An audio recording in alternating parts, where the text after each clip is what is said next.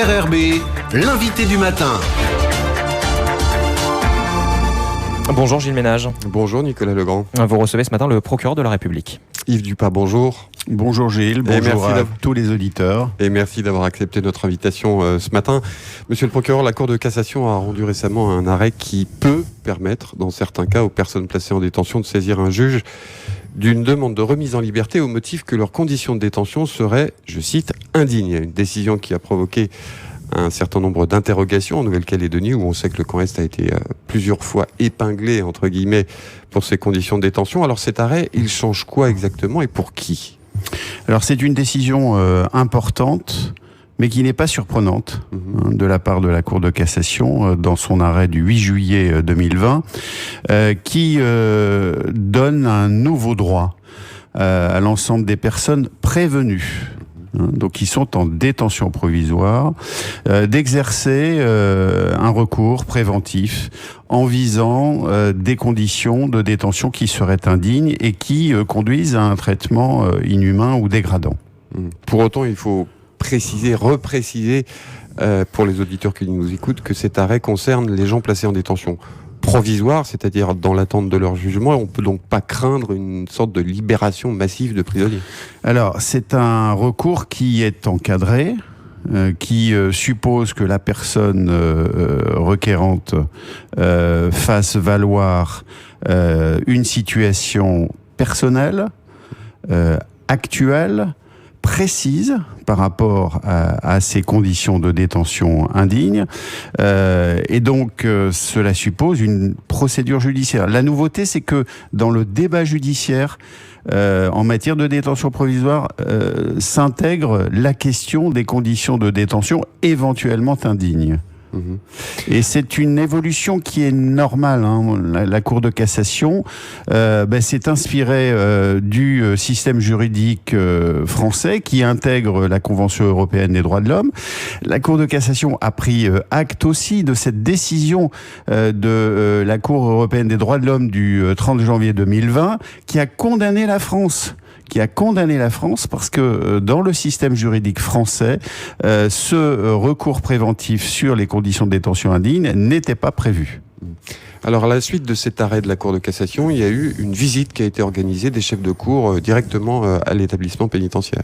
Alors effectivement, le 24 juillet dernier, les chefs de cour ont pris une initiative vraiment pertinente d'inviter l'ensemble des magistrats à une visite du centre pénitentiaire de Nouméa. Donc étaient associés les juges d'application des peines, les juges d'instruction, le juge des libertés et de la détention, le parquet, enfin les chefs du tribunal de première instance, donc le président et moi-même, pour aller à la rencontre du directeur du centre pénitentiaire, de ses personnels, et pour visiter l'ensemble du centre, et notamment bien sûr la maison d'arrêt, une visite totale, globale, qui nous a amené à considérer que la situation du centre pénitentiaire n'était pas alarmante, elle n'est pas totalement satisfaisante. Aujourd'hui, nous avons encore une surpopulation de 140%, avec des cellules de 12 mètres carrés qui comprennent 3 détenus, qui accueillent 3 détenus. Donc nous sommes dans cet espace, nous respectons en tout cas, l'administration pénitentiaire respecte cet espace personnel minimal de 3 mètres carrés, à la maison d'arrêt de Nouméa actuellement. Mais bien sûr, la situation n'est pas satisfaisante et des travaux d'amélioration doivent être poursuivis. Voilà les éléments de cette rencontre du 24 juillet qui était très intéressante. Dans ce contexte, est-ce que le centre pénitentiaire du Nord va changer quelque chose à la situation du camp Est ? Alors, bien évidemment. Alors, au-delà du rééquilibrage au profit de la province Nord, la création du centre de détention de Koné, qui comportera 120 places, va mécaniquement désengorger le camp Est, s'agissant des condamnés s'agissant des condamnés.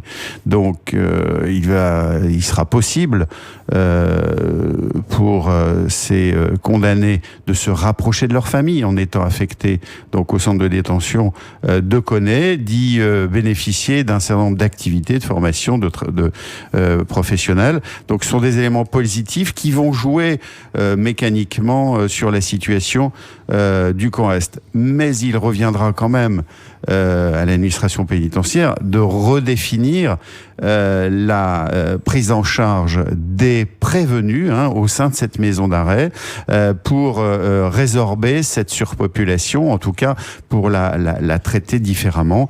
Incontestablement encore aujourd'hui, la capacité théorique de la maison d'arrêt, donc de 77 places, est largement dépassée puisque nous avons 108 personnes prévenues. Monsieur le procureur, vous êtes vous-même issu de l'administration pénitentiaire. Vous connaissez d'ailleurs le camp Est, dont vous avez été sous-directeur, je crois que c'était en 1994. Vous l'avez donc vu évoluer. Aujourd'hui, vous revenez en Nouvelle-Calédonie comme procureur. Quel regard vous portez sur cet établissement ? Bien sûr, j'ai retrouvé avec émotion cet établissement. Des travaux ont été menés par l'administration pénitentiaire depuis des années. Moi-même, j'avais pu obtenir la création, la restructuration de la cuisine centrale, donc à cette époque. Et d'ailleurs, grâce à l'appui du procureur général de l'époque, Bernard Degout, qui m'avait vraiment beaucoup soutenu dans ce projet. La difficulté, c'est que l'administration pénitentiaire n'a pas les moyens budgétaires de faire tout ce qui serait nécessaire. Même si le budget du ministère de la Justice a évolué et a été amélioré d'année en année, mais nous revenons de très loin. Pensez quand même que la loi pénitentiaire de 2009 prévoyait la règle de l'encellulement individuel en maison d'arrêt. Elle a fait l'objet d'un moratoire. C'est le Parlement qui a voté cette loi. La difficulté, c'est que les crédits budgétaires nécessaires pour les moyens matériels et humains ne suivent pas toujours, même si l'amélioration est quand même nette depuis un certain nombre d'années. Yves Dupas, vous êtes procureur de la République de Nouméa depuis maintenant un peu plus de 6 mois. Votre prise de fonction officielle date du 5 mars, je crois. Quel premier bilan vous pouvez faire, général, de votre action ? Le parquet a 2 priorités. C'est d'abord la lutte contre les violences, principalement les violences faites aux femmes, les violences conjugales, mais pas seulement, des violences sur la voie publique qui sont totalement inadmissibles, qui génèrent des traumatismes, des préjudices importants, des vols avec violence. C'est un contentieux que nous surveillons de près.